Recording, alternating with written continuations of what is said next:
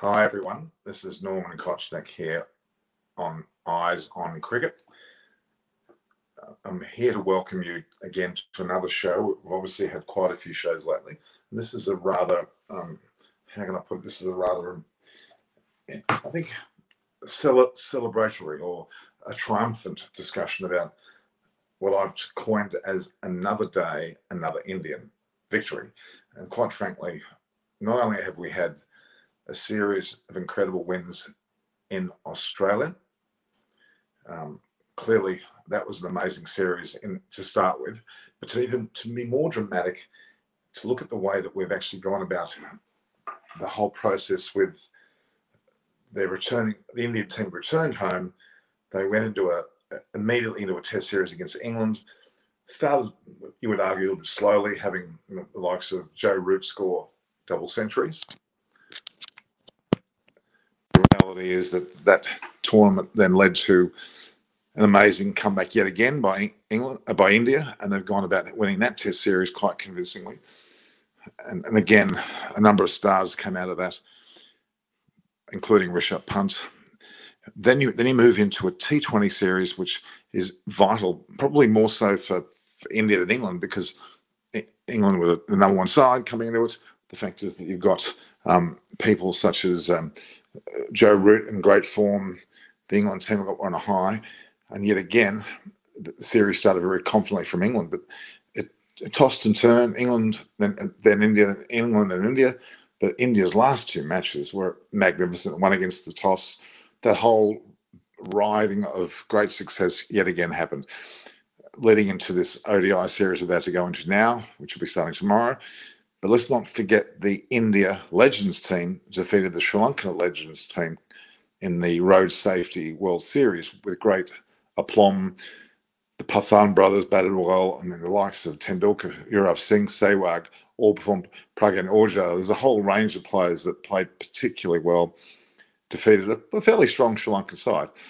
And that was magnificent again. So this concept of another day, another Indian victory is very apt. And even the masterstroke of having Virat Kohli as an opening batter, I had spoken the day before about that, or even on the day itself, when they looked at the choice of the side and they left KL Rahul out and put then the Natarajan to bowl, it was very clear that the upping of the order of Virat Kohli would take place. Nothing better than him opening. There's a lot of discussion now about the permanency of that change, whether in fact India will allow Kohli to open the batting continuously. And quite frankly, he could. And when you think it's only 20 overs that he has to bat, there's no reason why a person whose caliber can't open the batting, because 20 overs is not a long time to bat. And the fact is, if he goes into the 5th, 6th, 8th, 10th over, it's already whittled down to less than 10 overs he has to bat. So if you think about it, there's great merit in putting your best two batters first. There's a risk to they both could go out cheaply if the ball is new or is doing something unusually. Then you've got two batters that have come in that are basically lost if they come in too early. But I don't think that's the issue. I think you may well find that Kohli will bat more and more in the opening position. That will mean, I would argue, more towards the end of the T20 time, maybe not necessarily at the beginning, but you may see that happen quite frequently. It's quite a substantial push, and that's what we'll see. So I'm saying hello to Lakshmi Sharma is there. I can see she's saying hello. For some, Narain's asking where Chris is. Well, Chris, I've given Chris the night off. In fact, he's given himself the night. He's got another occupation as well, and he's working very hard at that. And I don't want to expose him to too much in the way of working every single night. I mean, I've got the responsibility. It's my channel. I'm going to make sure that I work. But I'm doing a rotation policy, or more so a resting policy, not unlike the Indian or England teams have done. I think that we've got a pretty strong program coming yet again with the ODIs. We're going to be starting tomorrow with a pre and post match, and that pre-match is on at 1:30 your time in India, and in the case of Chris, it'll be 7 in the morning, and in my case, it'll be around about 6 p.m. at night. So the reality is, it's pushing Chris a bit hard to have him starting out 7 a.m. in the morning and on later. He's had late morning starts as well, so I think we need to give him a couple of days breaks. That's why he's not here. and the same goes with a number of the other people as well. I think it's time that I do one program on my own, as I'm a big boy and I can do it on my own. Come on. I hope there is no spanner today. Do you mean no spam? I hope there is any spam. Any comments on the road safety series? In fact, like Nikhil Raja, we're going to be talking about that quite a bit. The reality is that Sri Lanka did admirably to get to the point of actually making the final against India, but India seemed to be a consummate ease throughout the whole series. They didn't seem to be really troubled at all.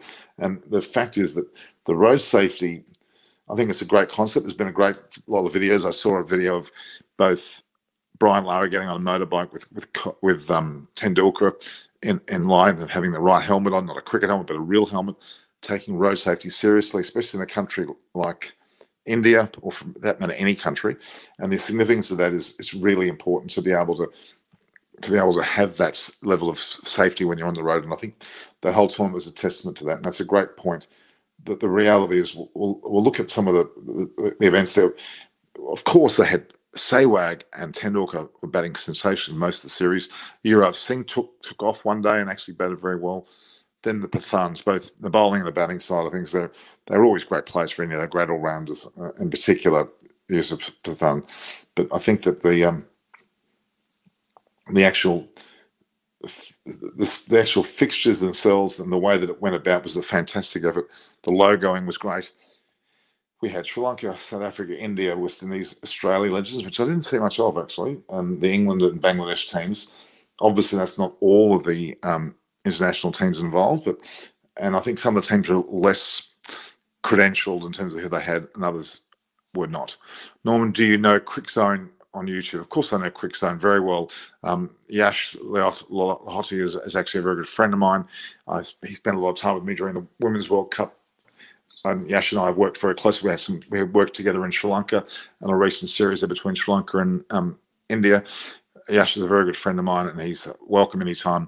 And obviously, his critic Nadu from Crick Buzz and Harini Rana from her channels. I think Times of India. Then you've got Borem Mujunda with Sports Today in India Today. Kuntal Chakraborty from ABP News, and we've got obviously the likes of Tabasha Singh, who's on this program from Extra Time.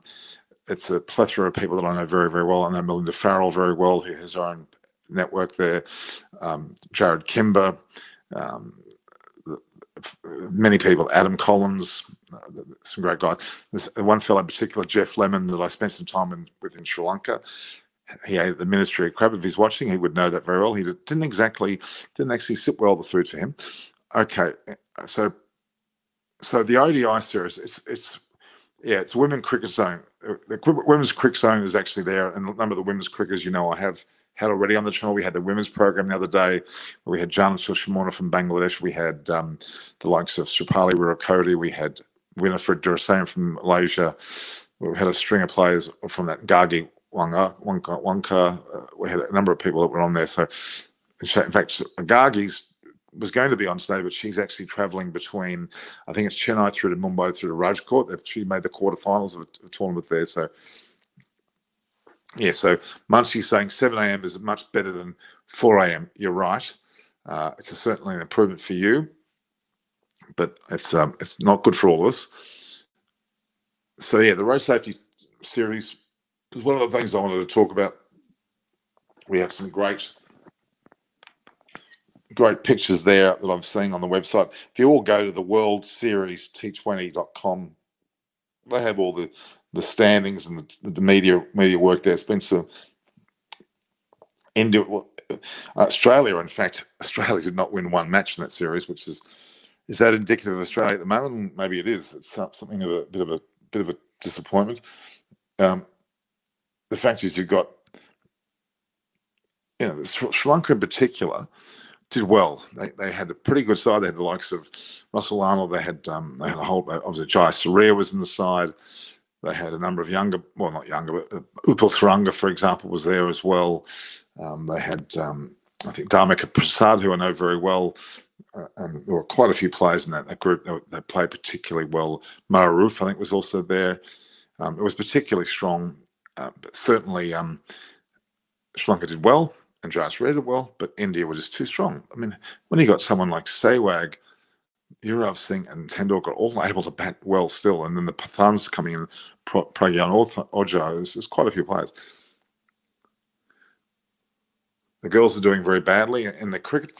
Well, yes and no. I mean, it's more that South Africa played so sensationally. When India played South Africa in one of the earlier matches, India beat them quite comprehensively in that game.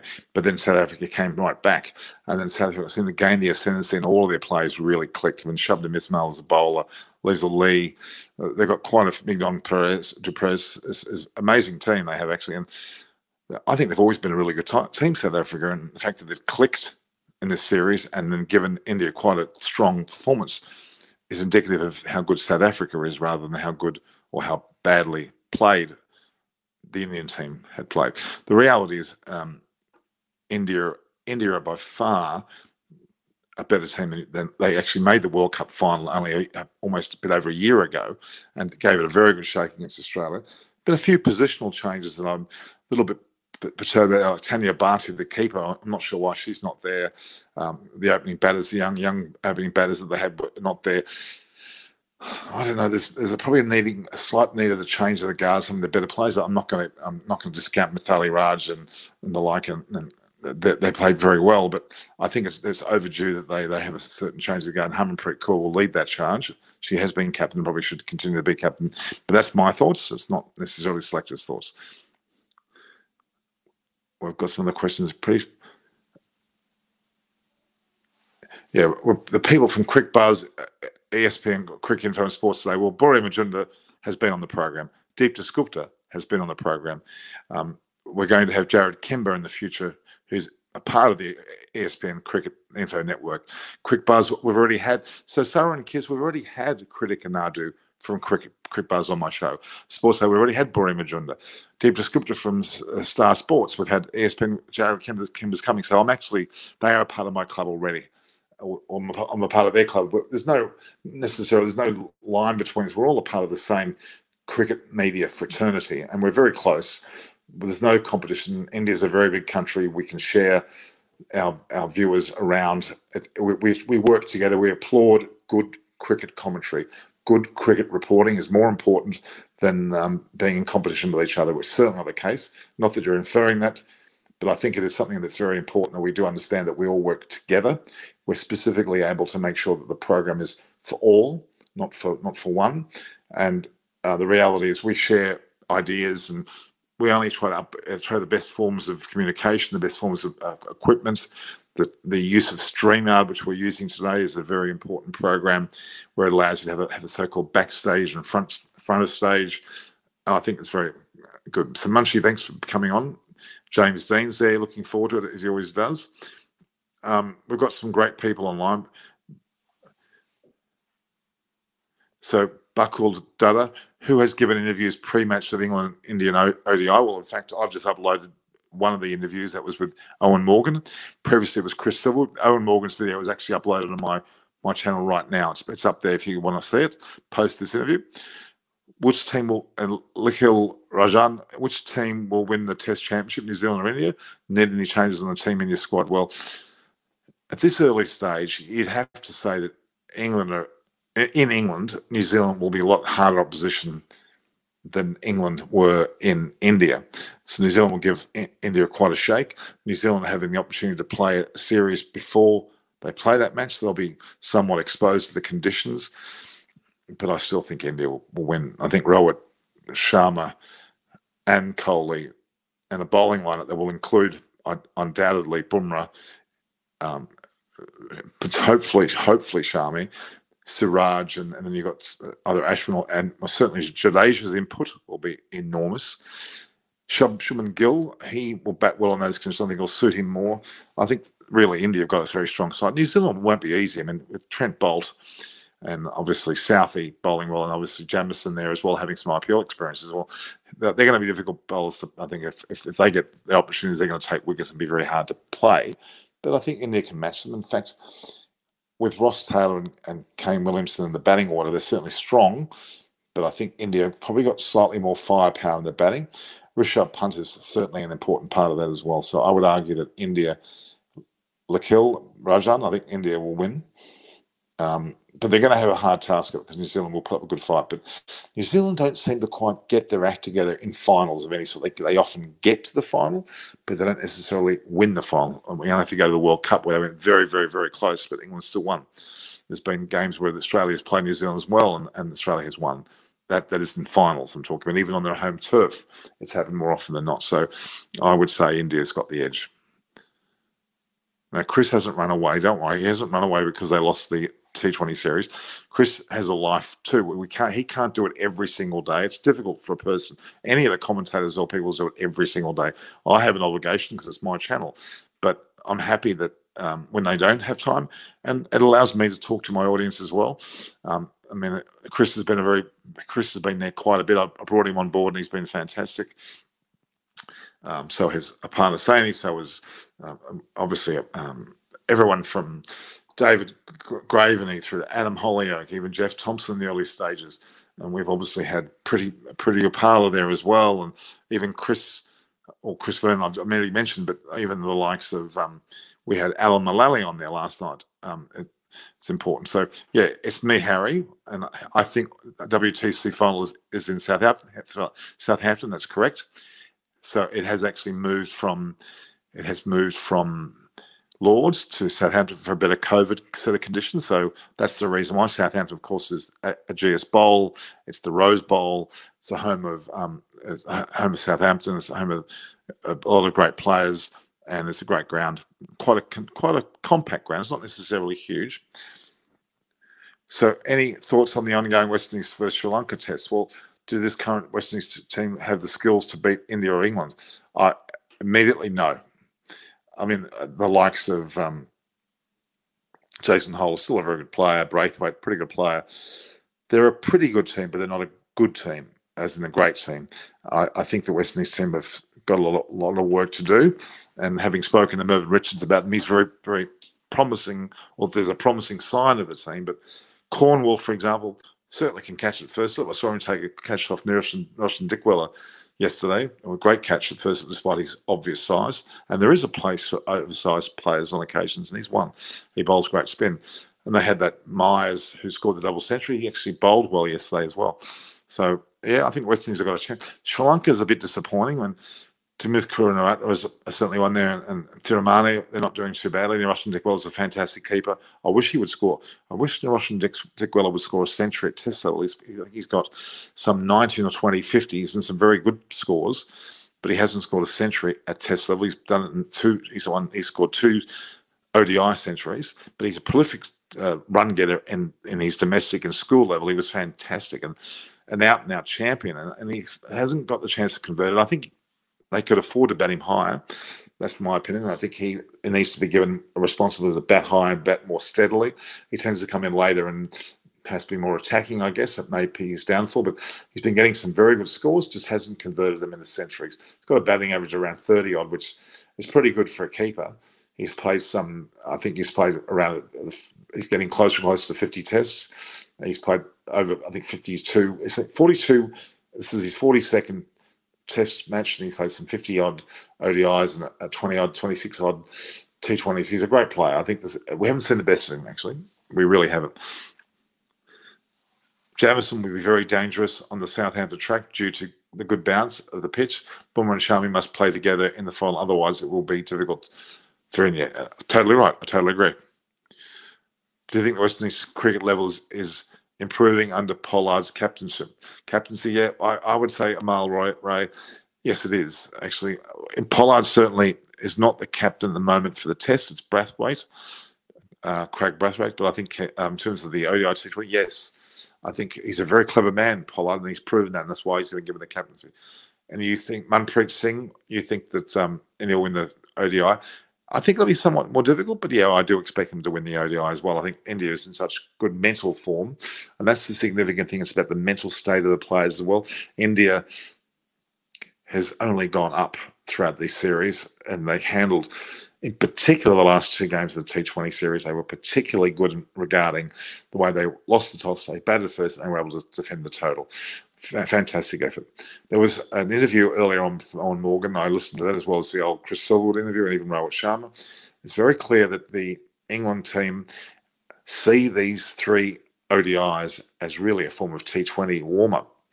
Doesn't mean they're going to play poorly. The players on show, that's virtually the same squad for the T20 and the ODI. No Joe Root, he's rested back at home, but the team is the same.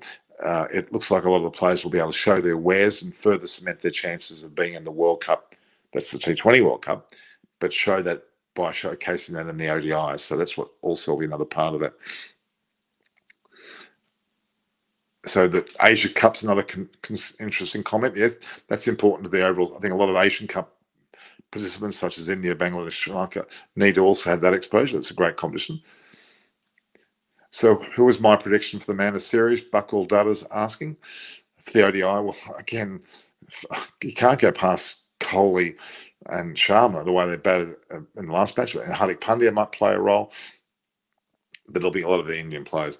Why is English mid all failed in the Garib Banker's asking why has the English middle order failed in the T20 series? Well, that's a question that we actually posed to Owen Morgan, and they didn't get much exposure, did they? The England batters, when they did bat, they batted well up the order, and Owen Morgan barely got any exposure until it was probably too late, and it's hard to scratch form in the last match or two, I'll tell you. Ben Stokes was relatively quiet. I think there was something off about him. Not that he was a bad player. He's a great player, but I think he wasn't at his best. And again, it's correct. India bowled brilliantly. They're clever use of the speed of the delivery. Munchie's saying that's true. India played very well. I mean, Akshar Patel didn't have these opportunities this series, but Shardul Thakur was fantastic. Bhuvi, as they nicknamed him as, was also fantastic. Bumrah we didn't see much of at all, which was unfortunate, but because obviously he was getting married. But the reality is that I think the Indian bowlers knew how to play. Now, the England bowlers, on the other hand, Chris Jordan was below par, probably past his best. His short ball was too predictable. It was cannon fodder for the Sharmas and the like, and that was quite ordinary deliveries. Wood and Archer bowled well. The games that they won, they bowled very well, those two. And they were bowling admirably otherwise, but they were a bit off. I think there was an element, again, the chronic nature of the injuries that both Archer with his elbow and Wood with several areas of his anatomy have got. Wood seems to get a lot of heel soreness, and Archer's clearly got something ongoing wrong with his elbow, and they're calling it a chronic injury. And if that is the case, it's going to be very important they sort that out very quickly, because such a great player needs to be fit, and he's very wiry. So can Norman come to India, please? I will.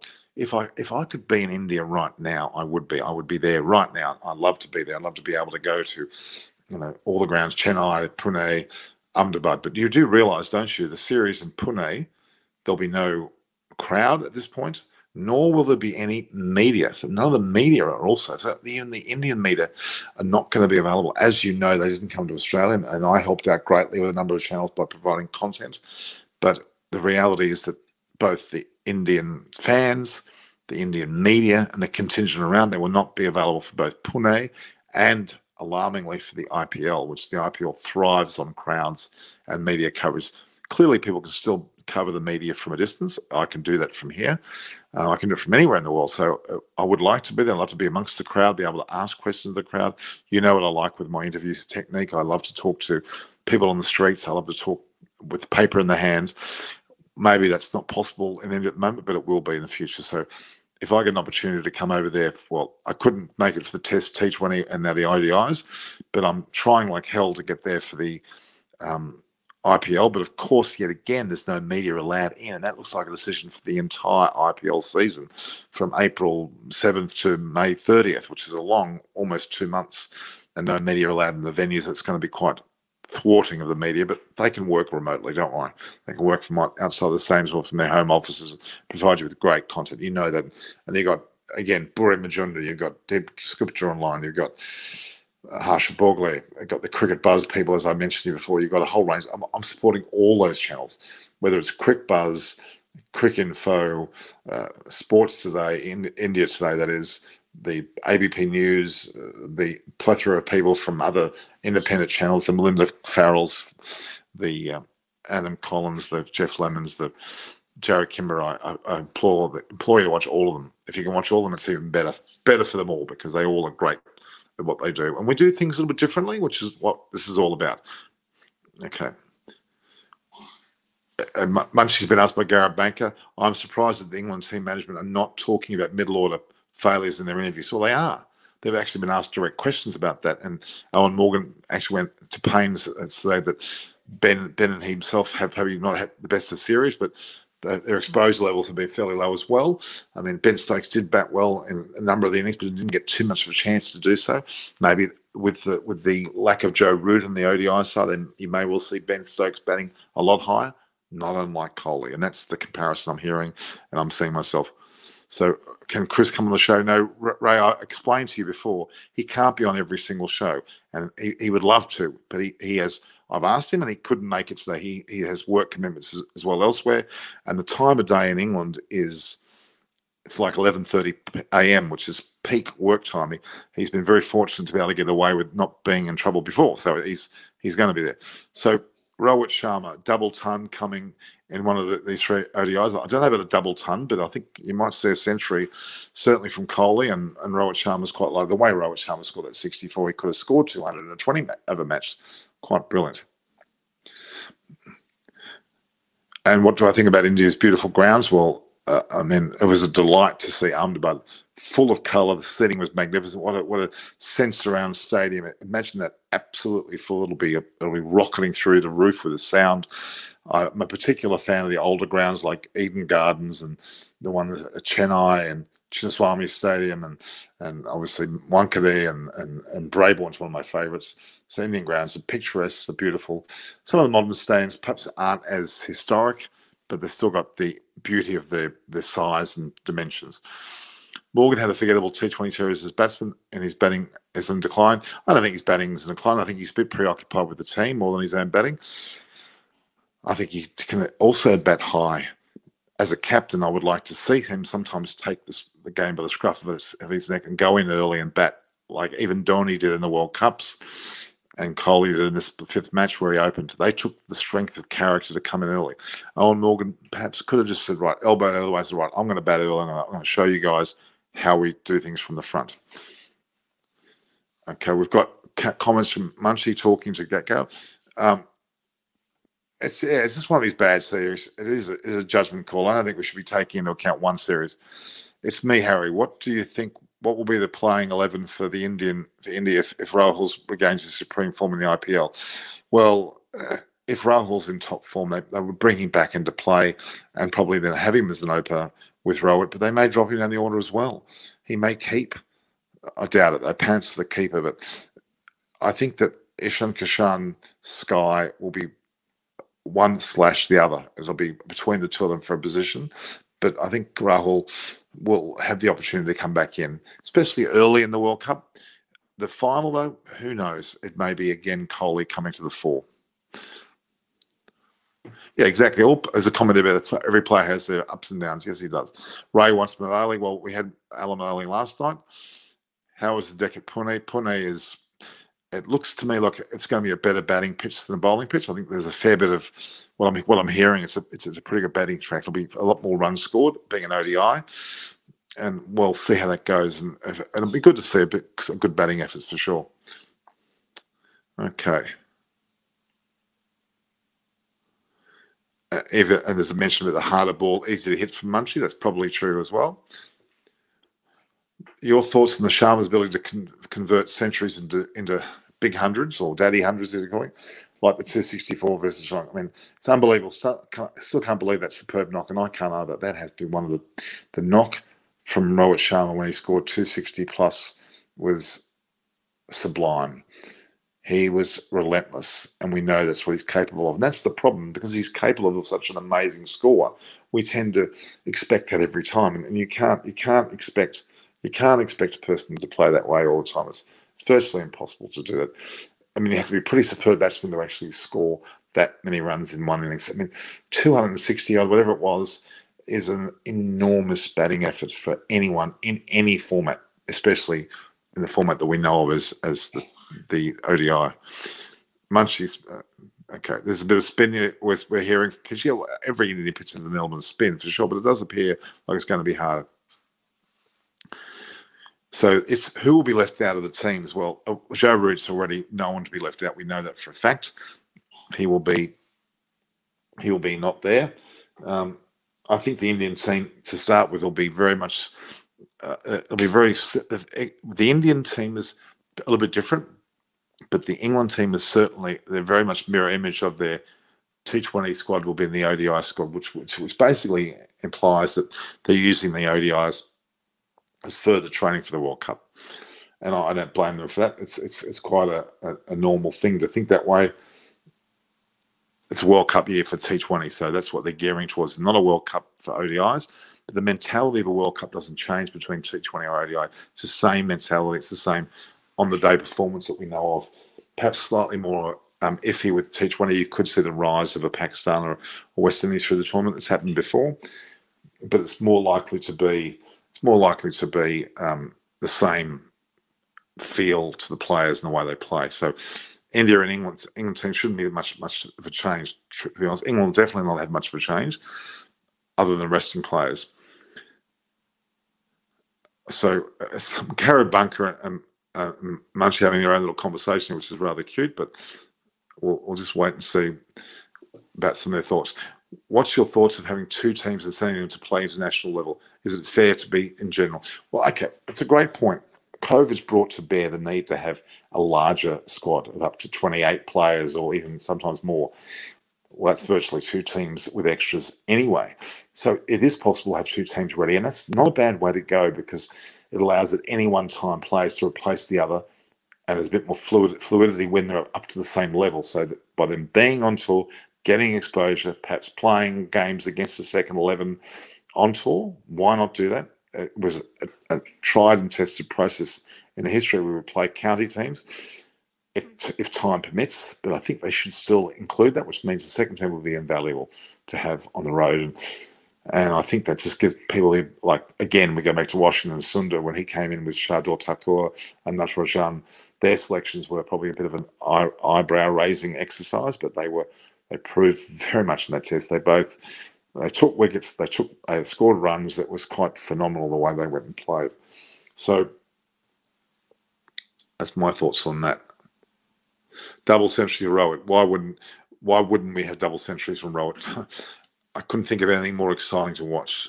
I wouldn't mind seeing Kohli get a century. In fact, Kohli's kind of due for a century, and I think this is his platform. He's been waiting all season for that right amount of overs and a good pitch. I'd love to see Rohit Sharma score centuries with Kohli. It generally doesn't happen, though. It's usually one or the other that does well. Now, it happens in most sides. One does the run scoring, one supports or works around that. I can see Rohit Sharma getting a century. I can also see Kohli getting a century.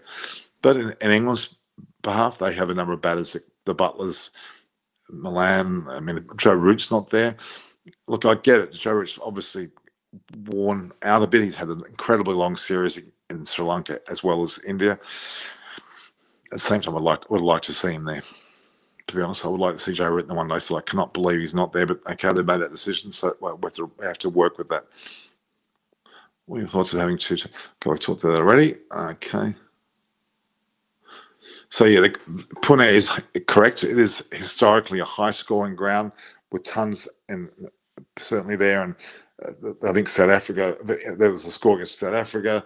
Test series, as Pune is noted, it's a true ODI ground, meaning that it is a batting track more so. It may take spin, yes, so they've got the ability, they can take wickets, but I think it'll be more a batter-friendly or better strengthened, but that'll suit India as well as it'll suit India as much as it will England. And so the advantage is truly, the advantage is not there for one side, it's for both sides.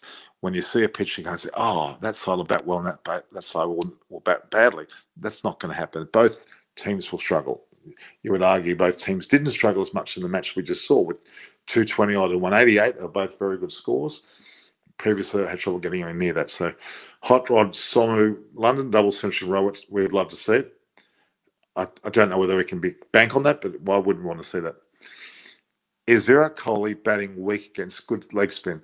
Well, there's been a joking comment made on one of my shows recently with Paul Carter, who's a good friend, and his son Sam. That Paul was calling Kohli Rashid Khan, or actually Adil Rashid's bunny. Look, I tell you what, they're pretty hard to pick most of the time. Maybe Kohli was a bit ambitious with his shots, a bit too showing his guard, which meant that the bowlers bowled accordingly. I think the bowlers certainly worked out a way of getting Kohli, and to get Kohli, it's generally early, otherwise he goes. But I think that's by no means calling him a bunny, and I think he'll be able to. He's adjusted every match he plays, every match Kohli plays, he changes his batting style a little bit to suit the conditions. He's done it in Australia, even at first test, he's done it in India, and he's done it in the series as well, where he learns to, if he bats in a certain manner which didn't work or there was a problem with it, he works on it very quickly. He's amazing. One of the rare batsmen that I've seen change technique so quickly to appease a problem that he might have, to the point of not only changing it, but changing it for the better. It's about time that Robert scores runs. Well, he made 64 only, 2 days ago, in a very emphatic fashion. His drives and pulls were magnificent, and there were none better. That were some of the shots that I don't think anyone else could have played as well. So I'm not really worried about that too much. And yeah, look, on one of the Chris Vernon's great. He does a great job. Sometimes he gets a bit bogged down in statistics. What I mean by that is, just because a person's statistics for their career look very commendable doesn't make him necessarily a game breaker, a match winner, or a leading batsman of all time. The stats can often portray something other. I mean, Bradman's stats are obviously the best ever and never will be repeated, but that was so far different. You couldn't deny that that's what he was like. And actually, Sharma said, I'd love to see Ishan Kishan in the ODI. So would I. I think he was, when he came in, that one performance was amazing. Isn't it amazing how he batted so well for that 50 odd that he got, and then Iyer batted well for his 67 early on, and then Sky came out thumping with a 6 first ball. Incredible depth and confidence of players. Yeah, so it's quite incredible. Who are some guests that you will be having for the IPL? Buckles out as well. A lot of the people you've already seen. We've got obviously Chris, myself, Adam Hollyoak will be there. I'm trying to get Jeff Thompson, Len Pascoe, and Doug Waters on when they can. David Desculptor will make an appearance here and there. I'm trying to get Borea to come on. There's plenty of more people on my sleeve as well.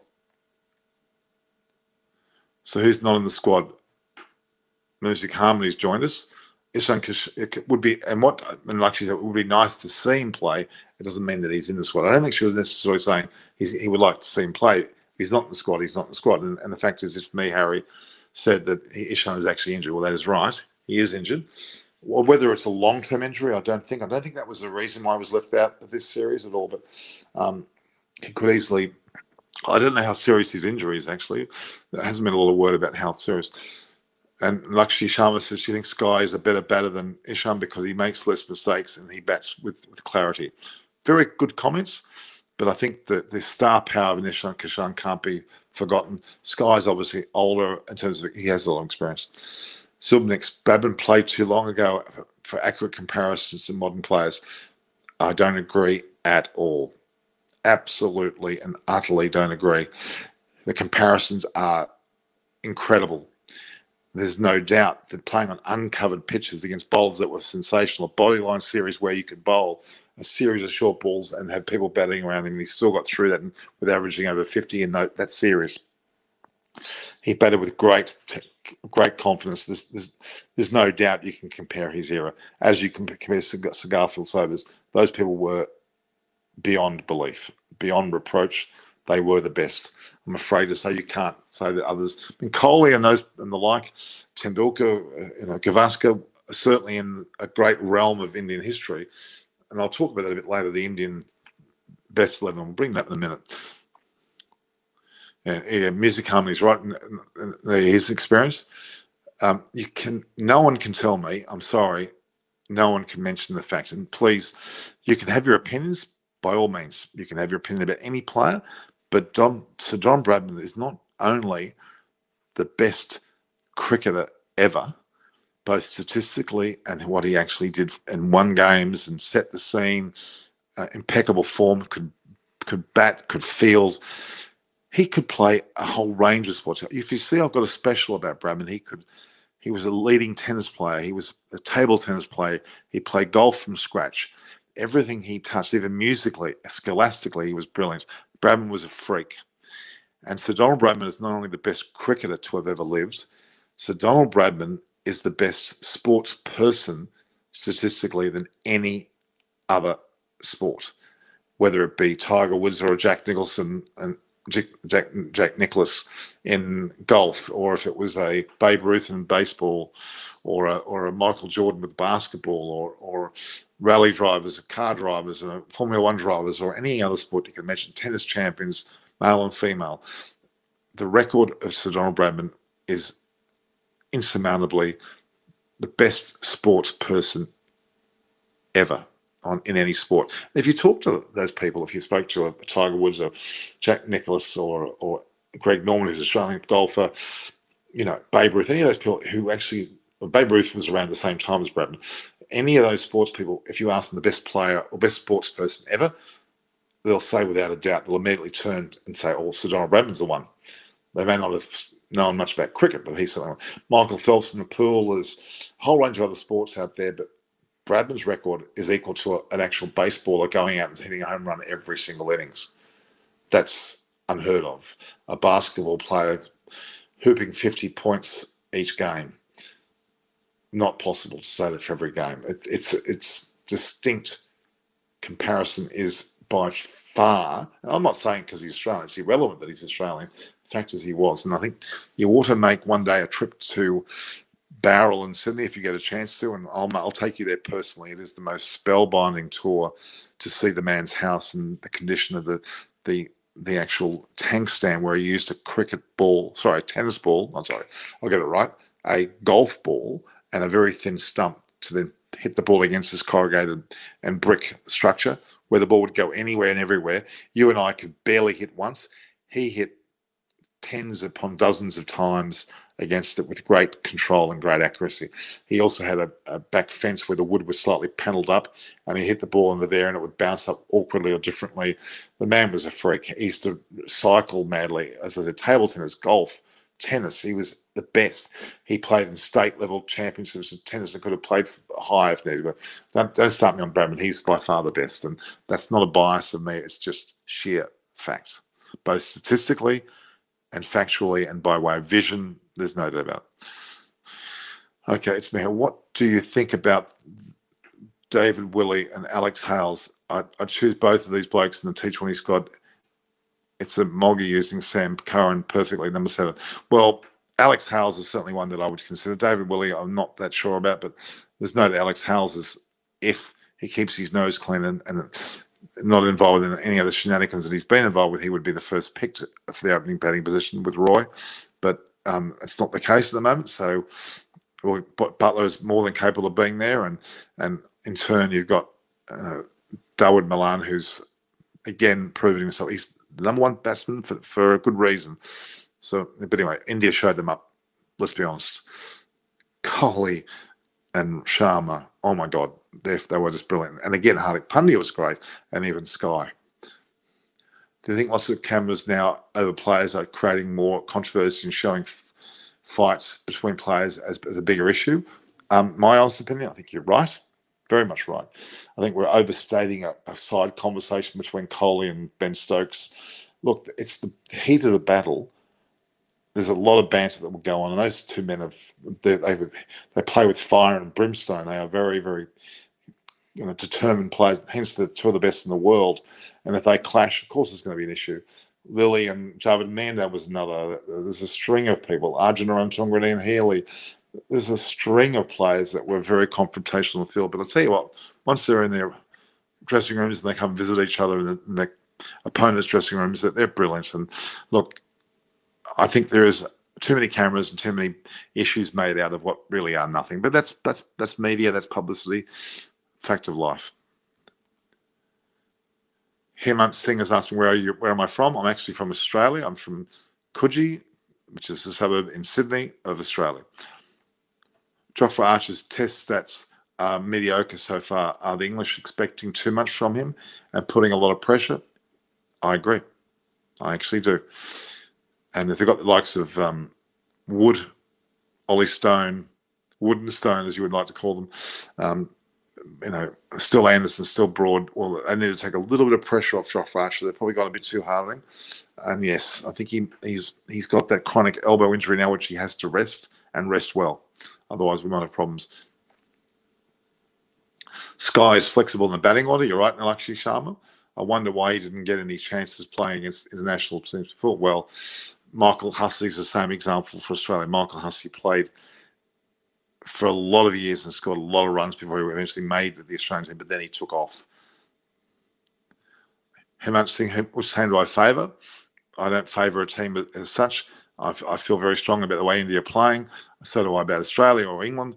It's about being a fair appraisal of the game. That's the way I approach it.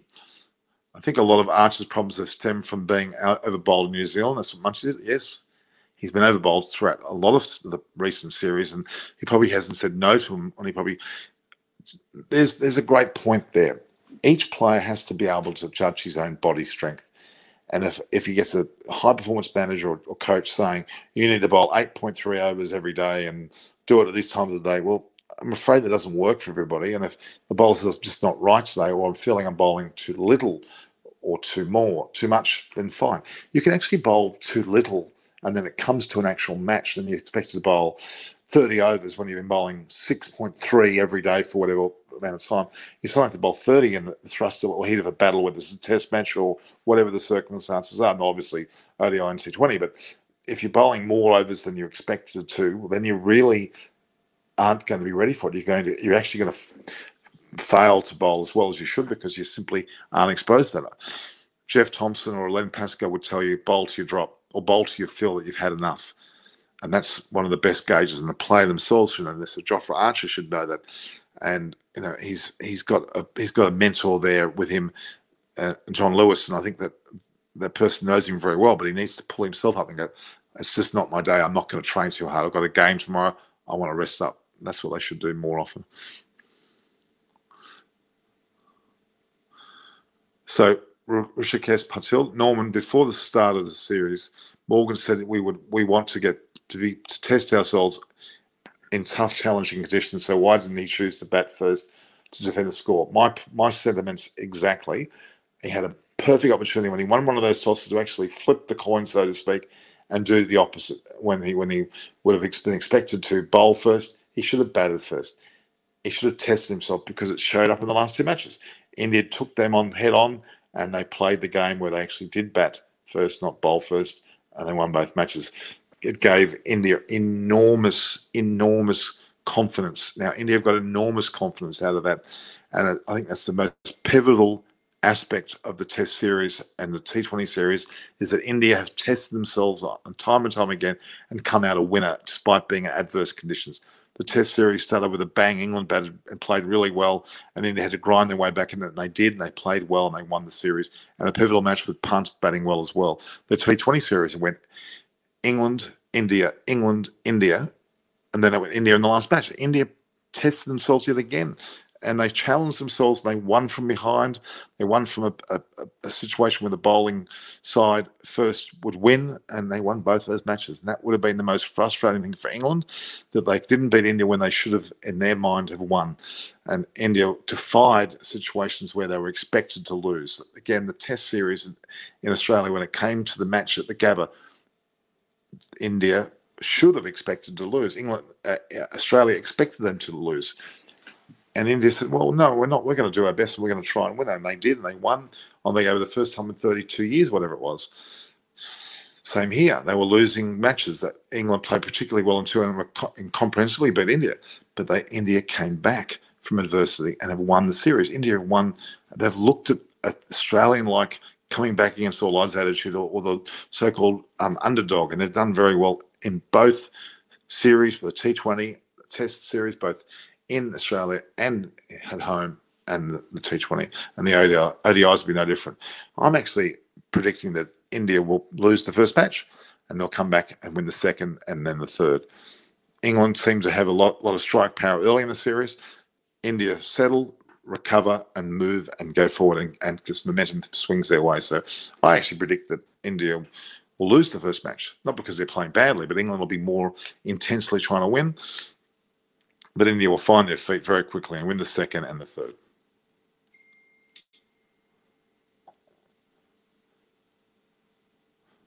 So Music Harmony saying he's just waiting for Bumrah and Jadeja to return. Well, I am too. Jadeja's extremely important to the side. Extremely important. There's been discussion about Ashwin coming back into the T20 squad. Well, yes and no. I'm not saying that that's not going to happen, but I do think there's an issue there, and the issue is that Jadeja's the one, and he's proven that at that level, along with his fielding, his general demeanour, he's the vibrance he brings to the team, his batting, and his bowling.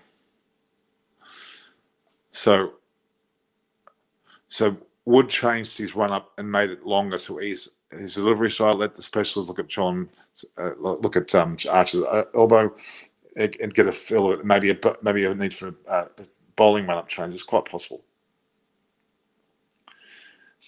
Okay, and I think what's very important is Nalakshi saying it's losing the first match is becoming a habit for India. I don't think they want to lose the first match, but there's a certain thing about some coaches that I know of in other sports. You start off slow and you work and you build up to a crescendo, and that makes sense. If you're in a long series, whether it be 5 tests or 5 ODIs or 5 T20s, you generally start slow. You're not just sitting back and doing nothing. You are building towards when it most counts, and that's towards the middle and latter part of the series, especially when it's 2-all. I think it's good to start with a bang if you need to. Mostly teams that are down and out have to start hard, and they start hard and actually lose their momentum, and that's the problem to an extent. But teams that build up to a nice crescendo, it generally works that way. I mean, rugby league is a great example where a football team will start, or a soccer team where will start relatively conservatively, so build up and build the momentum and keep working hard to a point where they play it. Towards the end of the season, they excel. So many teams will find it difficult in India to defend scores. But let's read this again. So Rishikesh Patel says many teams in the World Cup will find it difficult to defend a score, but India can now win in any condition. They can defend and they can chase too. Exactly. Music Harmony saying it's raining in Pune. It's not good. Seeing the games on tomorrow, but I think Indian rain. Well, I don't think it will stay that long. And I'm alone. I'm not. Someone said I'm alone today. Well, how could I be alone when I've got thousands of people out there listening to me? I'm more than suffice. In fact, I've done plenty of programs which I've been by myself, especially recorded ones about the newspapers and about the interviews of people. They've been generally on my own, and that's not a bad thing. The reality is that I'm very blessed with so many guests, but I can't have guests every night to the length that I've had it. It's difficult for people to be available all the time, and I grant that. But I want to keep the regularity of shows. I want to engage with you. I want you to ask you questions. I want you to tell me what's latest in your mind. And I think that's what it's all about. Okay.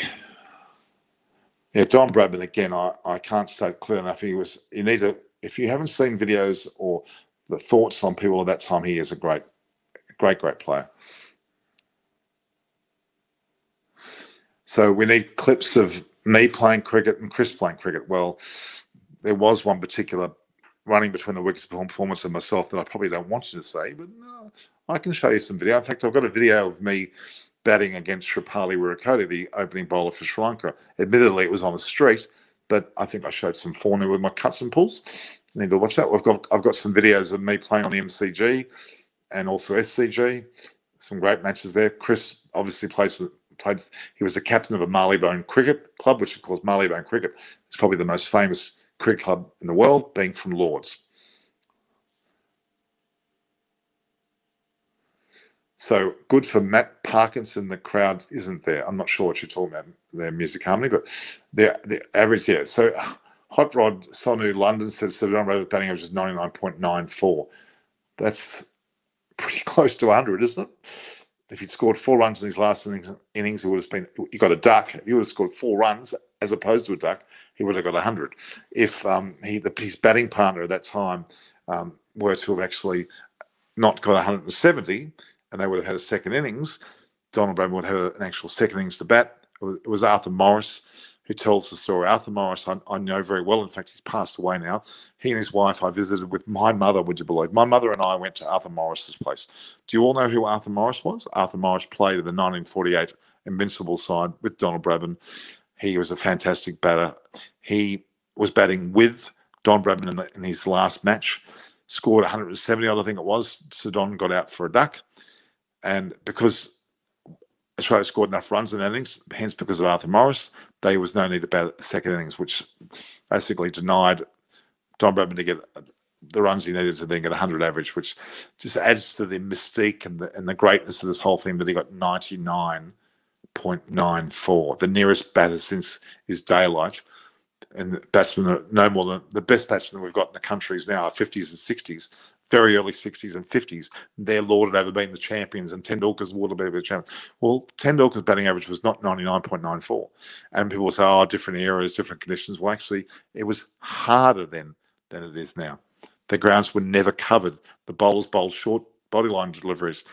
There was no padding on the batters, and the ball was the same. The ball was the same. It was the same six-stitcher type ball, red leather, cork in the middle, just as hard, just as deadly. The bowlers were equally as fast, but the batsmen had no pad, had white gloves, which were just basically gloves, with green little spiky crocodile-looking things on the fingers, which covered about maybe that part of the finger. Didn't even cover the whole finger. Incredible. They didn't have thigh pads. They had no shoulder pads, or at least thigh pads or rib pads, or they didn't have helmets. They didn't have anything like that at all. They had very poor bats that were very. The wood was so thin. If you used them now, you'd struggle. You tell me if you put one of our current batsmen with the bats they used in 1928 to 48 or whatever the time that Bradman played, the bats they wouldn't hit it. They wouldn't hit the ball off the square. The bats were very, very good. Good timing was important, but they weren't able to hit out of the ground. So the reality is, the bats, if they were used today, none of our current batsmen would hit a six, let alone a four in most cases. Maybe that's an exaggeration. They certainly would have found it very hard to score sixes. Whereas then they were able to play shots that were just magnificent with a much nicer bat in terms of the wood, but they were not thick. They weren't big hitting bats. So don't give me the comparisons can be made. In fact, if you want to make any comparisons, batsmen today would not handle the conditions that were there, whereas Bradman would probably have come to this era and would have handled it. And I'm not saying that with bias, I'm saying that with great fact. So the bowlers were just as quick. Harold Larwood was swift, exactly. Harold Larwood was actually buried, cremated in an actual church grounds, only a matter of 2 or 3 kilometres from here. And he was an amazing player, a great bowler. So Darwood Milan predominantly is offside player and weak on the leg side. No, I don't agree with that at all. He may favour the offside, but he's certainly equally as strong on the leg side. So we're going to talk more about the IPL as well. We've talked a fair bit about the Road Safety World Series, which I promised I would. But we didn't talk enough about Kohli as an opening batter. What do you all think? Do you think he should be a regular opening batter? I think he should now. Well, at least the important matches he should. Rahul will certainly be back in the squad, I've got no doubt. But they may look at the balance of the bowling and batting, and when they need more bowlers, they may have to do without a batter. And that's where the decision process will be coming into play. And the likes of Iyer, Sky, Ishan Kishan, if he's fit, will all be there as well. Okay, one of the last things we've just reached an hour almost, guys, so I'm considering, look how much time we've got.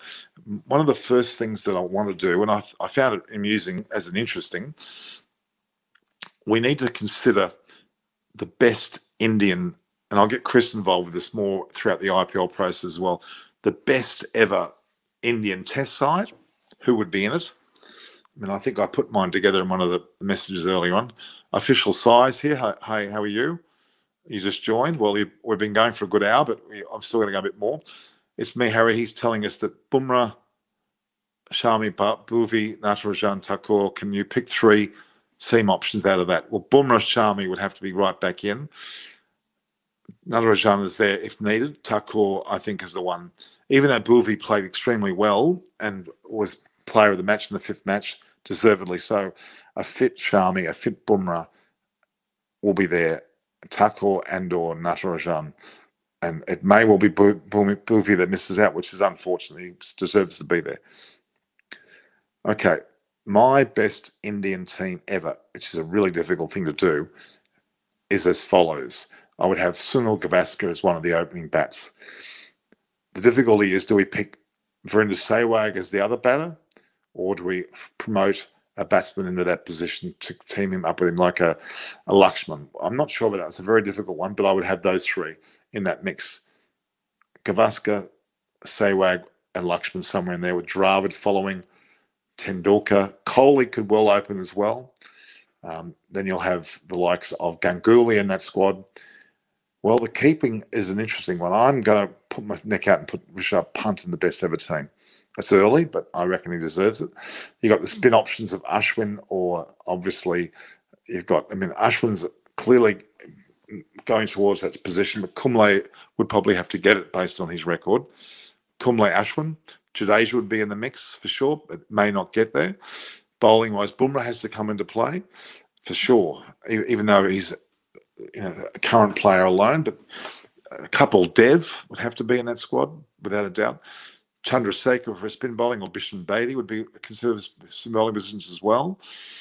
Prasanna is another. There's quite a few. That's very hard to pick an ultimate 11, but they're the ones that I would pick from. My 11's in amongst those players, without a doubt.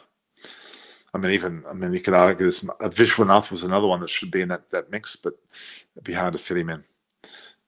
Bishan Bedi, I said Bishan Bedi. It's too early, Norman. Dhoni is the legend. Well, I haven't included Dhoni. You are right, and I apologise about that. Maybe Dhoni needs to go ahead of Punt. I'll accept that as a mistake that I may have made. I did leave Dhoni out, not deliberately. Certainly, his ODI format with Dhoni would be at the forefront. Test-wise, it's a bit of a mix. We'll wait and see. I didn't pick Rohit Sharma in that order. It's a hard one. Where do you put him in? You've got Gavaskar and Sehwag and Dravid and Lakshman and Kohli. It's very hard to put him in there. Not that he's not deserving of being in there, but I'm afraid he probably would be. He would be in the greatest squad, but he wouldn't be quite in there yet. You can't. His consistency is the only issue. On his day, he could be as good as anyone, but the consistency leaves him a little bit out from that. So, guys, I want you to comment not only in the live chat, but I want you to comment once this video is posted, which it will be once we finish. Please put your comments below in the comment section. You've done it in the live chat. I really appreciate that. Barnstead boys, Chris still in bed. Well, you're the father. You should damn well know. Why are you asking me? The fact is, Chris is not in bed. I think he's got some very significant work deadlines that I can't expect him to spend every day doing this when he's got other work commitments as well. In all fairness to him, I think he's granted. But Barnstead boy, how can you pick Punt in the best team ever? Well, I did say it at first, but I've retracted it and I've put Dhoni back in there at the moment. But I'm thinking long term. Punt might prove everyone wrong. We'll see how we go. There's no keep. Of course there is. Dhoni and Punt. Chris fan club, please tell me when you played with Chris. I played with Chris in 2019. I think it was July. And he played for the MCC and I played for the SCG11. And he says they won, and he was the star performer. I wouldn't go that far. They had IPL players in their squad, and don't ask me the names. I can't remember the guy's name now, but he got out for virtually a duck, so they weren't that impressive. We had pretty good side as well. So, yeah, Chris fan club. I can show you pictures. If you go to my social media, I'll put some pictures up of that match. Although I was pretty poor in my running between the wickets, to be honest, but we won't go there. My bowling, a little slow wobblers. They were quite good. And we'll play Chris in the future on the SCG, hopefully, when it comes out to Australia. We'll do that. Music Harmony, you are mistaken. Amaresh, they just love to mention him in the media. Who's that? They love to mention, mainly because Virat Kohli equals more money. No, I don't know. Rohit Sharma is the all-time great. Look, on his day, Hot Rod Somu London, he would be the best batter ever. But I'm afraid he doesn't do it consistently enough, which doesn't detract from his amazing ability. He's the most talented player in the Indian team. as far as batting is concerned, by a country mile. His fielding's also really good. His slip catching. Rohit Sharma on his day can be the best ever. And that's why he's in the side, because they know that any given day he could do a 260 odd and 50 over match, or he's capable. His batting and Test cricket has been rather disappointing. He hasn't performed consistently well enough. But he still scored a lot of runs, but not nearly as much as he probably should have. Nor has he played enough Test matches either. He's been rather lacking in the amount of Tests that he's played, and that's the sad thing. He probably deserves to be there, but he hasn't played enough Tests, hasn't played consistently enough, and hasn't been selected enough for Test cricket. That's the question I'm asking. Why hasn't he been selected? Why hasn't he been selected more often for Tests? His Test, I'm not sure, I think it's 3,000 runs he scored, or barely 3,000, which is very poor for someone who's played cricket as long as he has. He should have been more exposed to the conditions and played, and he probably would have played a lot better, but for some reason he wasn't selected. I can't comment as to why he wasn't selected. It was purely form in most cases. Barnstead boy, if you fly Chris out to Australia, then he will need a chaperone. Barnstead boy, father of Chris Vernon, what on earth would Chris need a chaperone for? What is he? Is he a baby? Is he not able to handle? I'm sure Chris will make a comment in a minute about that. But now, sorry, I didn't see the next comment. I'm willing. So you're going to be the chaperone for your son? Does he want that to be the case? I don't know. We'll have to ask him. We can always make amends for these situations. We'll wait and see.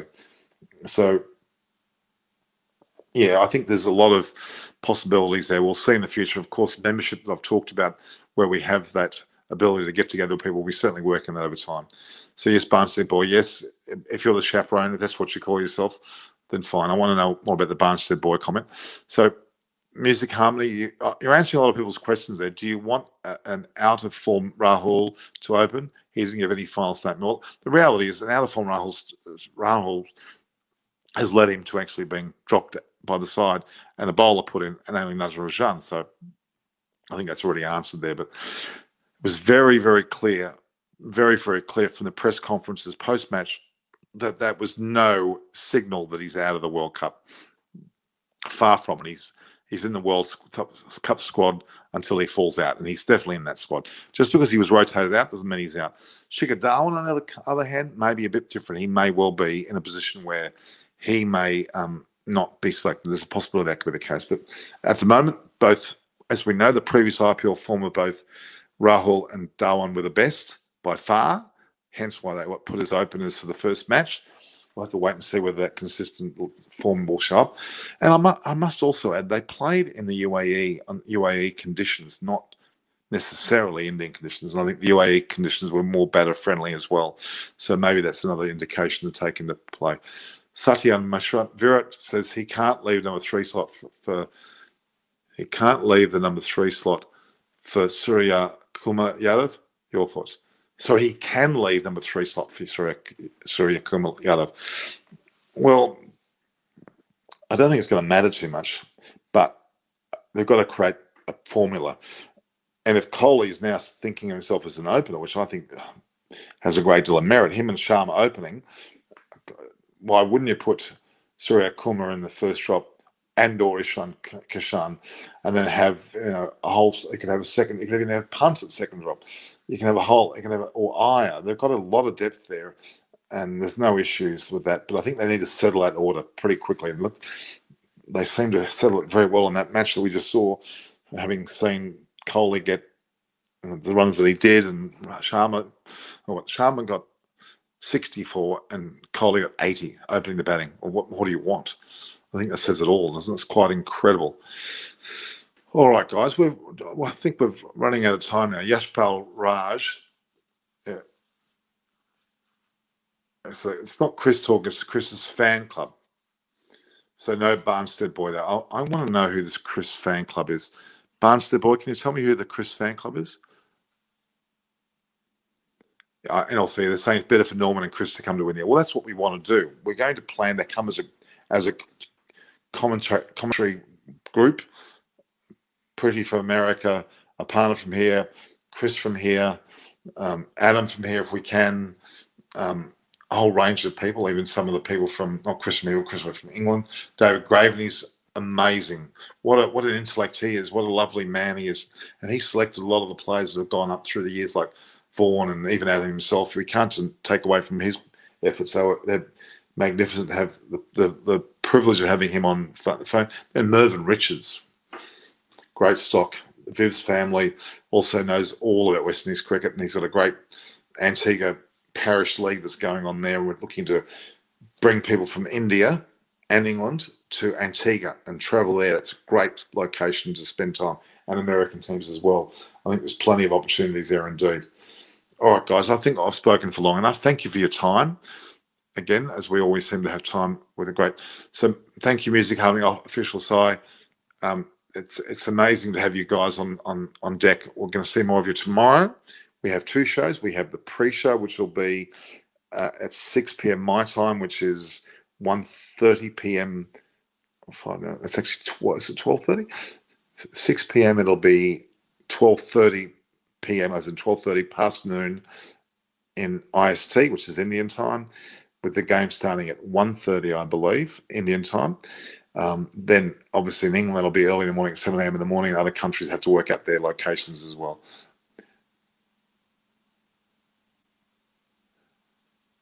Yashpal Raj is saying, has Kohli's best time passed? I don't think so. No, I think he's well and truly going to be doing more. And I'll be seeing plenty more century. In fact, I'm predicting he'll get a century in this ODI series to start with. He has scored 70 centuries, 70 in both Tests and ODIs. Hasn't scored a T20 century, but he's gone very close with 94. He's got the most runs. He's continuing to be the leading run scorer with Sharma on his heels. We're going to see 100 centuries from Virat Kohli before he finishes, whether it's T20, ODI or Tests. I'm still thinking that. Pity we're not playing more in some cases, but he's deserving of that. Okay, guys. So 8 a.m. start for the UK for the ODI. So we'll see you tomorrow for the pre-show. The post-show will happen pretty much the same time as it normally does for me, which is around the 11 o'clock mark or thereabouts Indian time, and we work out all the other times from there. So thank you very much. It's Norman Kochnek here. Eyes on Cricket with Norman Kochnek. So please view, like, and share as you're all doing. Please, the subscriptions are going up. I'm very happy about that. But why don't you make sure that you get, if you've got a WhatsApp group of friends, just send the link there and say, hey guys, have a look. Encourage them. They'll subscribe. The channel will grow. We'll be all better off for it. So, and including membership and the super stickers, the whole thing. So, guys, it's very, very important for me to be there for you. I'm going to ask you a question. Music Harmony, IPL will be a very important role, needs to prove yourself. It's the passing comments. You're right. Rahul's a lot of discussion about Rahul. I think it's a bit hard on the guy. He'll come back. If he's good enough, he'll come back, which I'm sure he is. This is Norman Kochnek signing off from Eyes on Cricket with Norman Kochnek. See you guys tomorrow.